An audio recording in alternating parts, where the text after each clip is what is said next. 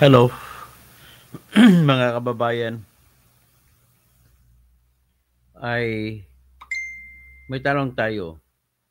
Nagbigay na po ng salin si Kiko Pangilinan bilang senador ng ating bayan.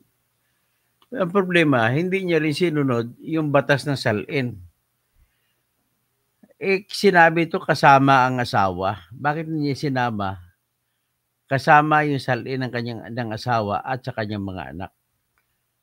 Bakit hindi kasama? Yan tanong natin. Bakit hindi kasama?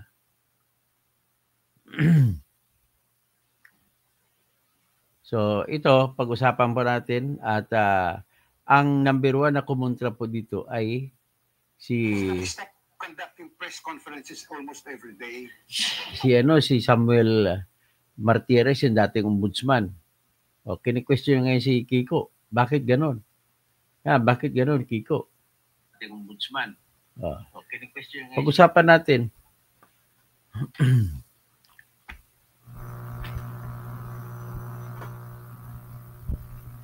Ayan.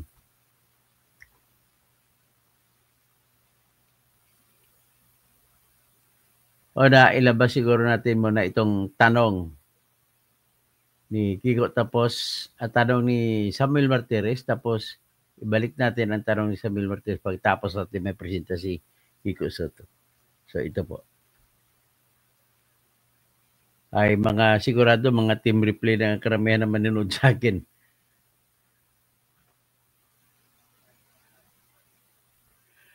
Ito po, kasi mainit itong salin ngayon eh. So, ito po si Samuel Martires sa interview kay Pinky Web. So, on point. So, pakinggan natin yung interview. In the salin. So that's questionable to you? Sharon Cuneta. Di sabihin niya, had he said only not the Act, has practically, is the requirement actually of the Data Privacy Act.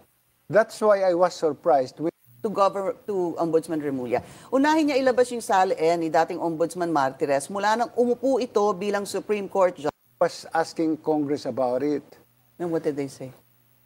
Siyempre, so ito, nag-umpisa yung interest ko sa interview dito ni Pinky Web na kung saan natanong ni Pinky Web si Ombudsman Martires.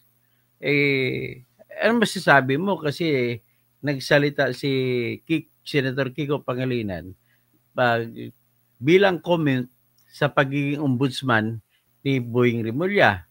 So sinasabi ni Kiko Pangilinan, bakit hindi niya muna unahin yung palabas yung salin ni Samuel Martires? Di sinagot siya ngayon kasi napalabas na daw niya sa kanya. Sabi ang balik sa kanya ni Samuel Martires, bakit hindi na ilabas ang samang salin din ni Sharon Cuneta? Bakit sa kanya lang? Iyan po ang konteksto. Kaya sabihin, bago mo linisin, bago mo punain ang iyong kapwa, linisin mo ng dungi sa iyong mukha. Parang ganon ang mensahe. Pakinggan natin. To protect themselves also. Okay, do you think that their prohibitions or restrictions were more than what you actually implemented? Kasi that was your first order of business, ni Huba, when you sat as ombudsman. Marami naman. But yes, with respect to the salin, yes. Yeah.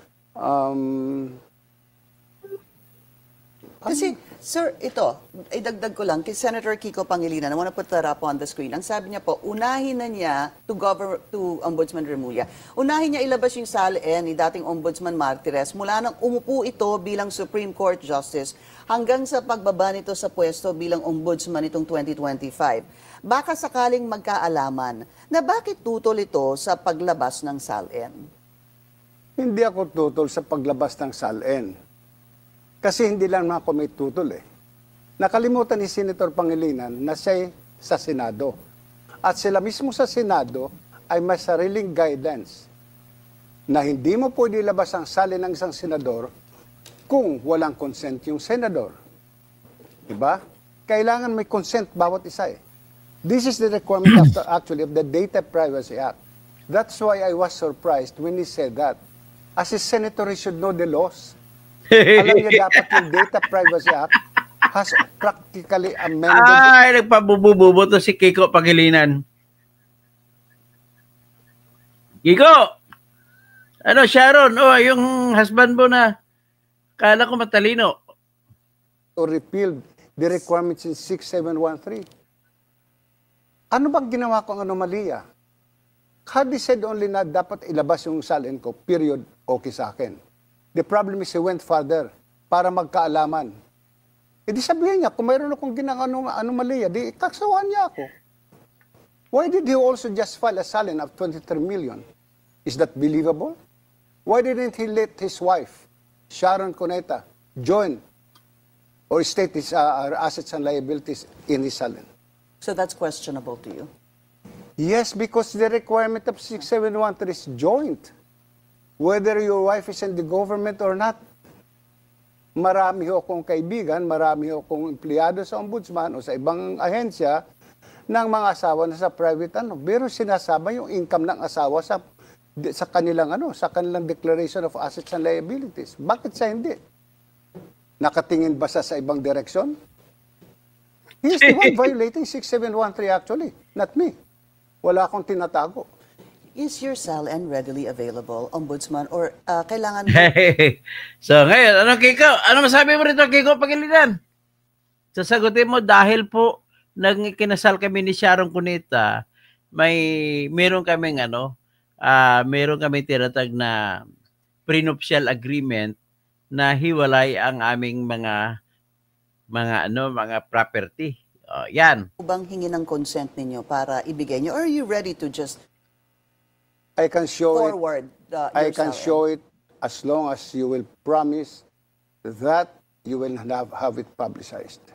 And it will be redacted with respect to the address and everything.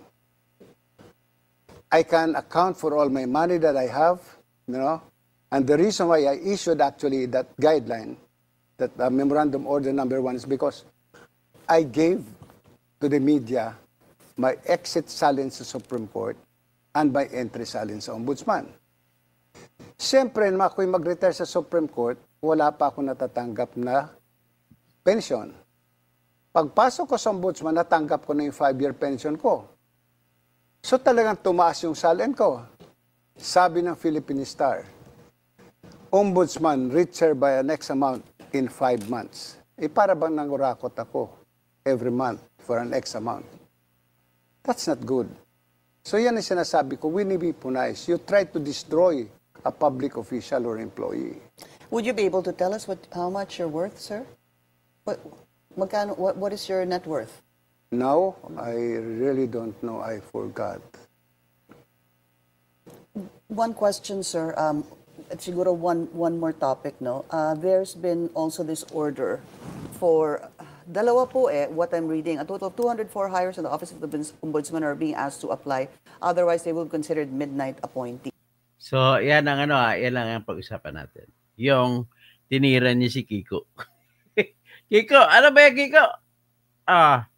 Ito si Kiko. Nagdeklara siya ng pakita natin ang kay Kiko. Ang meron ako kay Kiko yung na-publish sa newspaper. Ipasok natin. Itong kay Kiko naman. Kiko declares 26.7 million net worth. Gatchalian, 89.5 million pesos. Basahin natin. Manila, Philippines. Senators Francis Pangilinan and Sherwin Gatchalian yesterday made public their statements of assets, liabilities, and net worth. Pangilinan, who made this SALN public in an event of the Liberal Party. Bakit kailangan pa niya event sa Liberal Party? Declared a net worth of 26.7 million with no liabilities. Walang utang. 26.7 million siya. In his SALN, he declared that he bought 5.8 million worth of agricultural and residential properties from 1992 up to 2017. Diwala ka ba dito? Saan ka kumukuha ng panggastos mo sa pangangampanya? Kung ganito lang. He also declared ownership of 20.8 million in cash, furniture, jewelry, vehicles, and stock shares. He declared business interest in Sweet Spring Country Farm Corporation and FRD Food and Spices Incorporated, where he has been a shareholder since 2017. Pangilinan declared no relatives in government. Based on his declaration as of December 31, 2024, si Gatchalian naman, ihagip na lang natin. Gatchalian reported an assets of 89.5 million and no liabilities. His filing listed 2 real properties with a combined acquisition cost of 40.1 million and personal assets amounting to 49.3 million. His declared cash in the bank stood at 38,000 cash in the bank niya. Maniwala ka ba niyan? 38,000 lang? Grabe naman. The senator also disclosed business interest in Welex Industries, Iloilo Country Club, Universal Leisure Club, the Orchard and Valley Golf. Gatchalian identified his brother, Social Welfare Secretary Rexlon Gatchalian, and Valenzuela City Mayor Wesley Gatchalian as relatives in the government service. Meanwhile, members of the Marcos cabinet are expected to meet today to discuss. Yan ang problema doon kay Kiko. Bakit ganun lang? 26.7 million lang. Yan. Bakit naman? Ano pa ba? Okay, sagipin natin kay Rizal Tiberos kasi sabi niya, ito, nagpapalabas na ay hindi siya corrupt eh. She declared an asset of net worth of 18.986 million. Paano siya nangangampanya noon? Saan niya kumukuha ng pera kung ganito lang pera niya? Tapos ang kanyang real and personal property niya, her assets were at 19.884 million while her liabilities, particularly car loan, were at 897,840. The lady senator previously said that she fully supports the removal of the restrictions on access to public officials, which described as unjust, unconstitutional, and anti-people. She also said that opening Salin is a good step. Ganun ba? Bakit? Alam ko may anak siya dito di ba? May anak ba siya patungkol ba sa kay Barakel? Premier kasi ng husband dito na namatay maaga pa eh. Hindi ko lang alam kung nag-boyfriend ito. So anyway, that's it no. Ang tanong na lang kay Kiko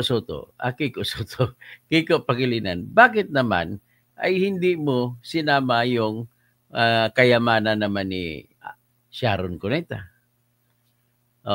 Cardo Imaupay, Toto, wag mo nang questionin ang ang nagpakita, yung hindi nagpakita. Yun ang hanapan, hindi lang magpapakita. Ayun nga, hinanap ko nga kaya hindi pinakita kasi obligasyon po sa batas. Carlo Maupay. Ha? Natatawa ka, di ba? Di niya alam ba? Nakakatawa ka talaga. Maupay ka. Kung sa sawaray pa maupay, magaling ka. Ngayon, at least meron siya pinakita sa Mary Jane Andrade. Ohio din. Paano ba yan? Ipakita ko sa inyo ang batas ng Salin na nagsasabi na hindi exempt ang asawa. Ayan. Ilagay natin dito.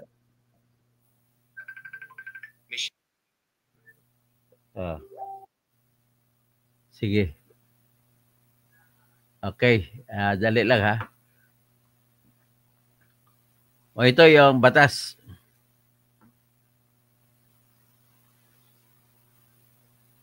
Batas. 6713. RA 6713. Ito po yung batas. Section 8. Statements on disclosure. Ito po yung batas. Republic Act 6713. So, idalhin ko kayo sa Section 18. Section 8. Statements and disclosures. Public officials and employees have an obligation to accomplish and submit declarations under oath of, and the public has the right to know. Public has the right to know their assets, liabilities, net worth, and financial and business interest. including those of their spouses and unmarried children. Sa include spouses, mag-asawa kayo. Tsaka unmarried children o yung anak niya, ba't hindi niya sinama? May anak naman sila ni Sharon. Si Sharon may anak pa ng iba na si Casey. Dapat sinama yun. So, is statements of assets, liabilities, and net worth, all public officials is sinasabi. Except those who serve in the honorary capacity. Sila yung mga hindi Pilipino, honorary lang. Dalawang document, ang statement of assets, liabilities, and net worth, saka statement ng financial and business interests. Ayan, pero pinagsasama lang sa isang dokumento ngayon yan.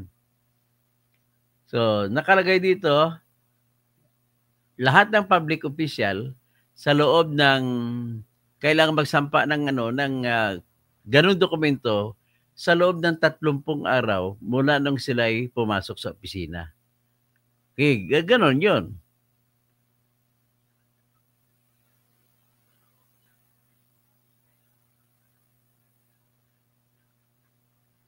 Tapos, ang si Sharon, bakit hindi sinama?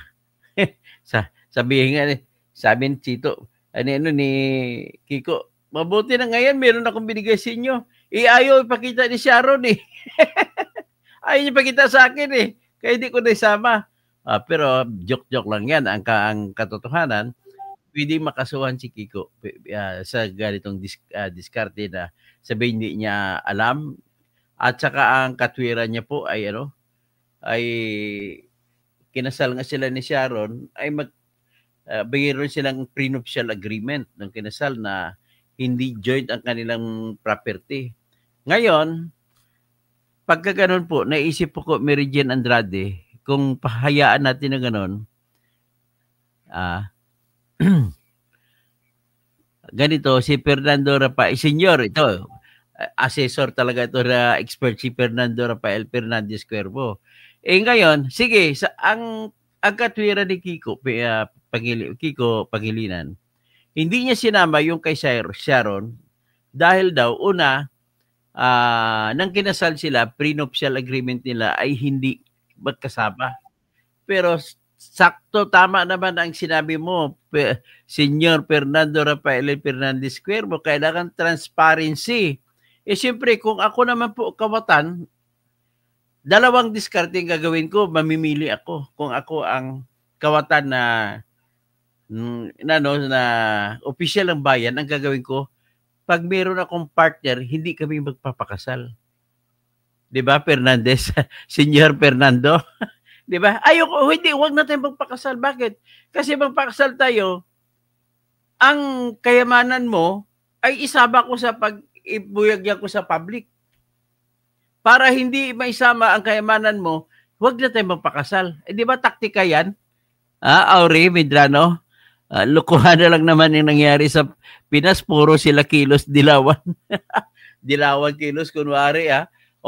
Dahil na gumagawa ka ng katwiran, hindi po katwiran, Kiko, remind you, walang exception na sa mga isang public official na kung siya kasal ayon sa prenuptial agreement ay complete separation property, walang nagsasabi niya na hindi isama ang asawa.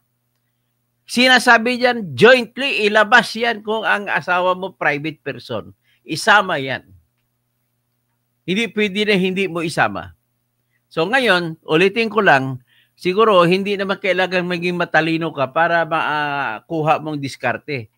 Halimbawa, ako, kurakot na tao, marami ako nakuha, ilipat ko lang sa aking partner sa buhay na hindi kami kasal. So, hindi na mahagilap. Nasa pangalan na ng aking partner. Di ba? Ngayon, nagkasal kami ng partner ko, pero meron kaming prenuptial agreement na hiwa-hiwalay kami ng kayamanan. Kasi, pwede naman sa batas yan na maghiwa-hiwalay ang kayamanan. Hindi conjugal. So, kung ganon, kawatan ako, baka barinig pa kung maraming kawatan dito. Marami dyan, hindi na magpapakasal, hindi ka magpaanal.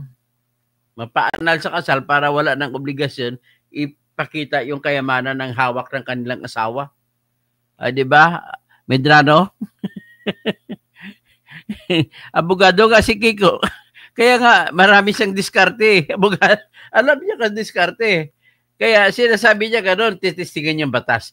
Hindi naman kami mag-ano ng asawa ko si Sharon, hindi naman magsama kaming pakayamanan. Pwede mangyari yan, Kiko. Suspitsahan ka talaga namin na yung mga kayamanan, yung mga PDAP mo, yung mga pundo mo sa flood control, ay pwede mong kukunin para hindi bawi sa'yo, ibigay mo kay Sharon. Tapos, siyempre si Sharon, sabihin nyo lang, ay hindi naman kami hindi naman kami mag-conjugal O ngayon, hindi kaya. May iba pang matindi mga politiko. Babae man o lalaki. Politiko o politika. Ano ba? Politiko. Babaeng politiko at saka lalaking politiko. Yung babaeng politiko, kawatan din. Ang gawin niya sa husband niya, hindi sila mapakasal. Walang kasal na nangyari. Kundi, ipatago niya sa husband niya ang pera, pahawak. Magdeposito ka sa bangko. Pag deposito mo sa bangko, pangalan mo lang yan. Hindi tayo konektado. Maliban lang, nagkaanak ako, siyempre, sabihin lang, nagkaanak lang na gano'n, wala din naman kasal. Kung mayroon man obligasyon ang opisyal, doon na lang i-disclose yung kumasalin kung lumaki ng anak at may kinikita. Minor de edad pa. Kita mo na mga paikot. Mahilig talaga to. Abogado ko pa naman, Kiko. Huwag ka na magpalusot. Maayong buntag, Kibini 63. Tagal ng senador, wala pa alam sa batas. Auri Medrano. Sige, dyan lang tayo, ha? Yan ang muna natin. Heavy natin paggising ko bukas. Bibira tayo. Like and share. At para kung dadami ng ating subscribers, maging 10 million, ay pwede na kung tumakbong presidente at babaguhin na natin. Kasi may pangarap talaga ako na palitan ang sistema ng katarungan na kung saan ang lahat ng mga pagliliti sa korte dapat tao na magdidesisyon. Pangalawa, ang mga magsasampa ng kasos, pagdesisyon sa piskalya, kung may kakasuhan o hindi sa mga krimen, ay tao na rin magdesisyon. Magagawa tayo ng tinatawag na jury. Ganon din sa trial jury, pagkatapos sa fiscal's jury. Tapos gagawa din tayo ng ombudsman jury. Ang ombudsman jury, sila magdesisyon sa pagsampa ng mga graft and corruption cases at pagpatanggal sa mga opisyal ng bayan natin. Kaya para mabilis ang takbo ng ombudsman, ay ombudsman jury tayo. So yan ang gagawin ko. Baliban dyan, pangalawang tutok ko, kung ako'y presidente, magpagawa ako ng maraming kumpanya na factory. Gagawa tayo ng mga electric vehicles. Gagawa tayo ng solar panels. Gagawa tayo ng mga batteries. Yung mga importante na makatulong sa atin. At maraming mga Pilipino ang may bibigyan ng trabaho. At palakasin ko ang sektor ng pribadong negosyo. Para naman at i-require kong mga negosyante na kailangan ang mga tao ay maglaan sila ng 10% ng kanilang kapital na ipamahagi sa mga tao, babayaran naman ng tao na magiging part owners kagaya ng Jollibee. 'Di ba magaling ang takbo ng Jollibee? Kagaya ng San Miguel, magaling takbo ng San Miguel, mga Ayala, mga kumpanya ni Rason, mga kumpanya ng eroplano kasi dapat people's mga kumpanya lahat ng kumpanya i-require ko na 10% ay i-alok nila sa publiko, sa mga Pilipino na mga mababang uri na magiging part owners sa pamamagitan ng shares of stocks. Parang equivalent ito, pinalawak lang natin ang tinatawag na stock exchange. So, okay, hanggang dyan lang muna tayo. Auri Medrano, magandang umaga. Tapos si Kibini 63, maayong buntag. Si Jacques Demule, kailan na-involve si Kiko sa flood control? Hindi po flood control pinag-usapan dito, Jacques Demule. Ang sinasabi lang po rito na lahat pag opisyal ka, magbigay ka ng salin. Ang problema kay Kiko Pangilinan, hindi niya sinama sa salin niya yung salin naman ni Sharon Cunita. Kaya kung magsalita ka, Jackie, alamin mo mga muna. Okay? Ganun lang po yung topic natin. Wala tayong pinag-usapang flood control dito. Wala tayong pinag-usapan na tinatag na corruption. Mary Jane Andrade, Kuya, kailangan ko po, attorney, tulungan mo ako. Sige, mag-message ka sa akin. Ito yung aking email address. Isusulat ko sa baba.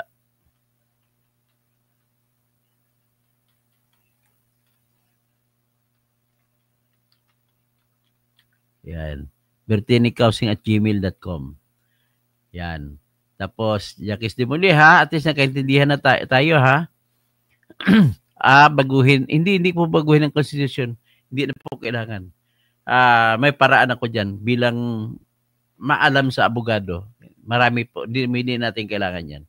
Peter Aludino, hope and pray to fulfill your dream. Opo, sana marating natin yan. Tulungan mo lang ako, Jackie de Muli.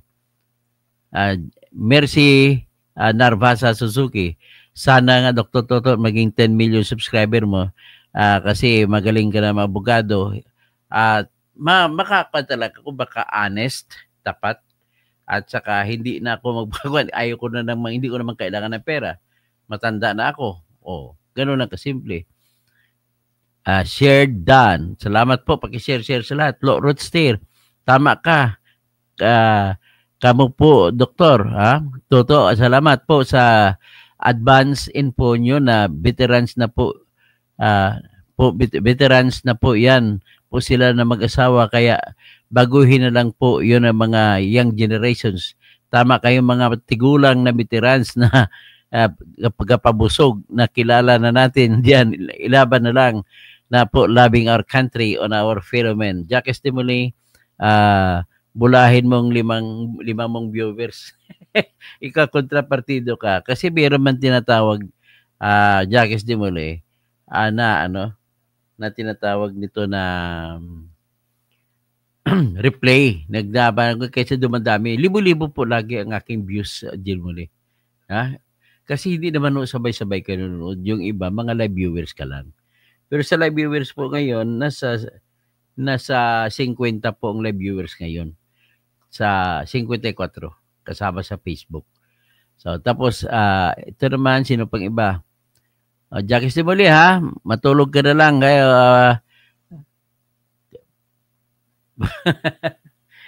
malupit ka talaga kung magsalita. Darating din ang araw, Jackie de Muli, natanggalin mo yung galit mo sa akin. Okay? Magandang umaga po sa lahat.